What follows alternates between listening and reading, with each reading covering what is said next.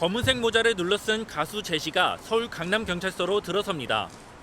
제시는 지난달 29일 새벽 사진 촬영을 요청한 10대 남성이 자신의 일행에게 폭행당하는 걸 방관했다는 혐의를 받고 있습니다.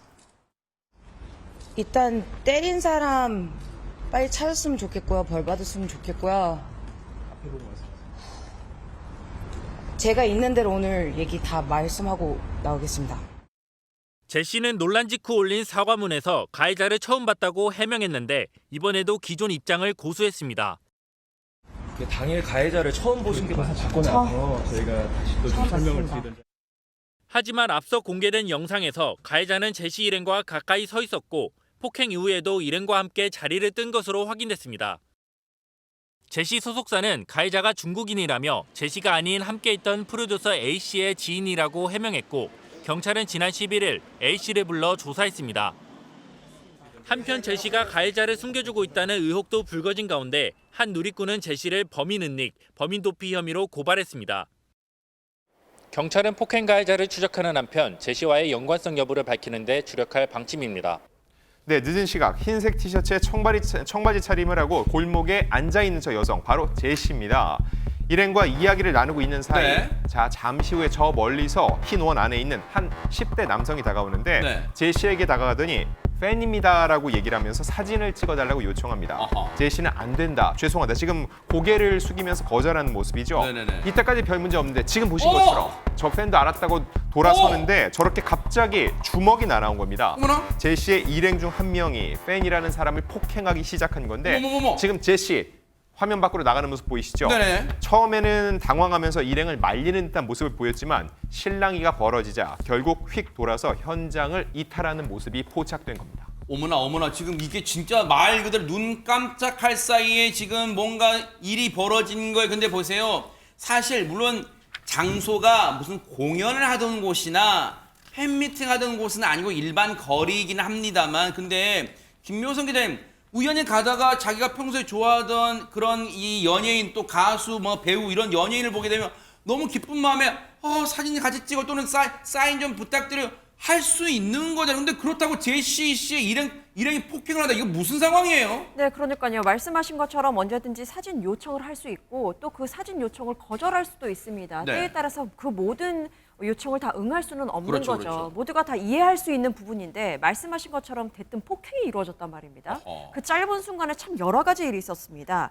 제시의 일행 중 한 남성이 욕설을 했고 이때 제시가 남성을 제지하는 듯 했는데 또 다른 남성이 나타나서 주먹으로 때리고 발로 차는 등의 폭행이 가해진 겁니다. 오. 제시는 처음에는 말리는 듯 했는데 피해를 당한 20대 남성이 어디론가 전화를 하고 또 신고를 하는 듯한 걸 봤는지 자리를 떠나는 모습을 확인할 수 있었습니다. 아하. 아니 봤을 때요 상식적으로 이해가 되지 않는 부분이 자신의 팬이라고 하는 사람이 사진을 요청했다가 다른 사람도 아니고 자신의 일행으로부터 폭행을 당했는데 그 자리를 피한다. 이건 상식적으로 있을 수 없는 일이잖아요. 하하. 이 피해자도 인터뷰를 통해서 이야기한 부분이 아니 그 자리를 그냥 떠나는 제시를 보면서 팬이었는데 많이 실망했다라고 심경을 전했습니다. 아하. 그리고 이후에 신고가 이루어져서 경찰이 제시의 일행을 이제 찾아 나서기 시작하는데 경찰이 주변을 돌아다니다가 어머나. 제시의 일행을 발견합니다. 그런데 그 발견한 장소가 인근의 또 다른 술집이었습니다. 술집 안에 있었던 제시의 일행을 발견을 하는데 네. 그곳에는 가해 남성은 없었습니다. 그래서 결국 피해자 측은 폭행을 가한 남성을 비롯해서 제시와 일행 4명을 폭행 등의 혐의로 고소를 하고요. 이 같은 소식을 전해들은 한 누리꾼은 제시 씨를 범인 은닉, 도피 혐의로 고발을 하기도 합니다. 자, 급기야 고발 조치를 당하게 돼서 물론 폭행에 연루된 당사자는 아니지만 저 장소에는 제시 씨가 분명히 있었다는 게 CCTV에 포착이 됐잖아요. 결국 고발 조치를 당했어요. 그래서 급기야 경찰에 출석을 하게 됐는데 그 모습 보시고 이어가 보도록 하겠습니다.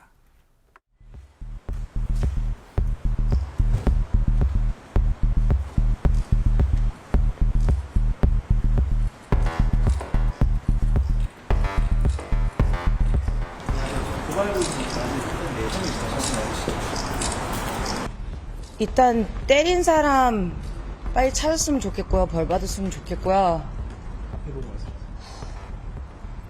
제가 있는 대로 오늘 얘기 다 말씀하고 나오겠습니다. 당일 가해자를 처음 보신 게 맞으실 거라서 저희가 다시 또 처음 설명을 봤습니다. 드리던데 일단 조사 받고.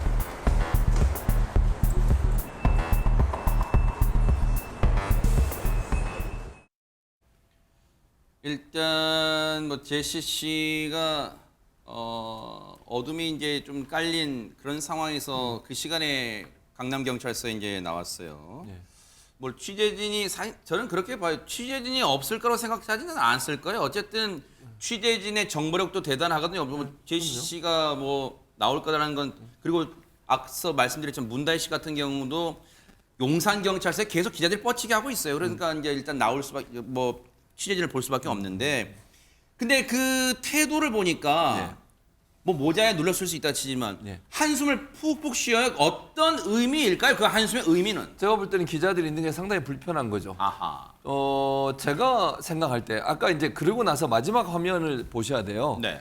그러니까 미국 출신이시잖아요. 미국 사람들 하는 태도 중에 저 장면 말고 그 게이트를 지나고 나서 한 장면, 손을 이렇게 하는 장면이 있습니다. 아. 상당히 불편하고 불만이 많을 때 하는 장면이에요. 그래요? 그런 손짓을 해요. 미국에서는 그래요, 네, 진짜. 미국에서는 그래요. 일반적으로. 그러니까 왜 이런 일이? 그러니까 아마 좀 있으면 나올까? 네. 그 장면 나올 거예요. 좀 말씀하세요. 그러니까요. 네네네. 이게 손을 이렇게 두 손을 이렇게 하면서 네. 뒤를 쳐다보고 이런 장면이 있거든요. 그게 상당히 기분 나쁠 때 하는 장면이에요. 네. 왜 이런 일이 나한테 벌어져야 돼? 이런 현상이거든요. 네. 그런 표현이 이제 게이트를 지나고 나면 그런 장면이 있던데. 지금 나와요. 좀 예, 보세요. 요 나오면 좀- 지나고 네. 나서 네. 그 다음 장면인데요. 네. 저런 모습은 상당히 기분이 쭉 나쁘다는. 보세요. 요 근데 쳐다보는 요 쳐다보고. 다음, 요 다음 요거 아하. 손 보이죠? 아, 이거 보이시죠? 그러네. 아. 요게 기분 나쁠 때 하는 행동이에요. 미국 사람들이 대체적으로 아주 왜 이런 일이 나한테 벌어졌어 이런 거거든요.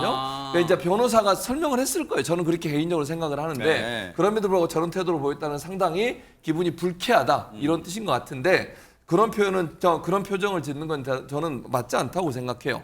연예인도 공인이고 본인이 어쨌든 경찰서 출석해서 언론은 알 권리 차원에서 제시에 대해서 질문할 수 있고 그런 부분들은 누구나 연예인이라면 겪어야 되는 상황이에요. 거기에 네. 대해서 본인의 개인적 감정이 드러나는 것은 저는 별로 바람직하지 않다고 보는데 네. 어제 저기 밤 10시입니다. 아하. 밤 10시에 출석을 해서 5시간 조사를 받고요. 네. 새벽 4시 30분경에 귀가를 했어요. 강남경찰서에서. 네.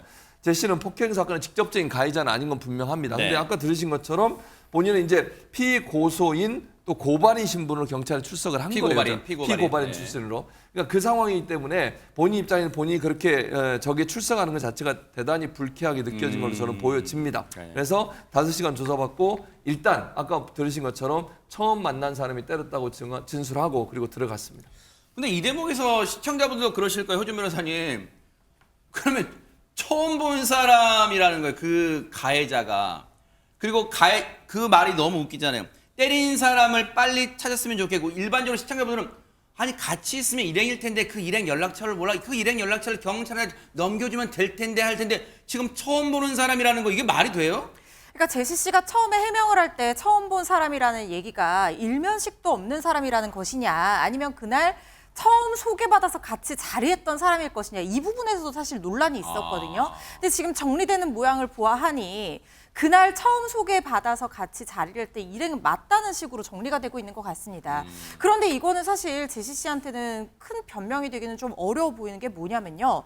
진짜 일면식도 없는 사람이든 그리고 일행이라면 어쨌든 더더욱 뭐 일각에 알려지기로는 자기 지인의 뭐 아는 사람 뭐 이렇게 해서 소개를 받은 걸로 지금 알려지고 있는데 그 당사자가 누구이든 간에 자기 눈앞에서 자기 팬이라는 사람이 폭행을 당했잖아요. 그런 상황이라고 하면 물론 그 당시에는 당황스러워서 자리를 이탈한 거 가지고 우리가 처벌을 할 수는 없을 거예요. 그렇지만 구호 조치를 하든지 도움을 청하든지 말리는 게 너무 격화돼서 두려웠다고 하면 경찰에 신고 정도는 충분히 해줄 수 있어야 되는 거잖아요. 그래서 제시 씨도 아마 도의적인 책임을 느낀다 이렇게 입장을 발표한 것 같은데 지금 출석하는 어떤 모양새로 봐서는 그런 도의적인 책임에 대해서 충분히 공감하고 있는 것인가 이런 부분에 대해서 의문의 목소리가 나올 수밖에 없는 모습이 아닌가 하는 생각이 들고요. 네. 그리고 또 한 가지 범인도피죄의 적용 여부인데 지금 이 가해자가 외국 국적의 사람이고 이미 출국을 했다는 얘기가 나오고 있어요. 그런데 제시 씨가 뭐 단순히 직접 아는 사이가 아니기 때문에 정보를 몰라서 혹은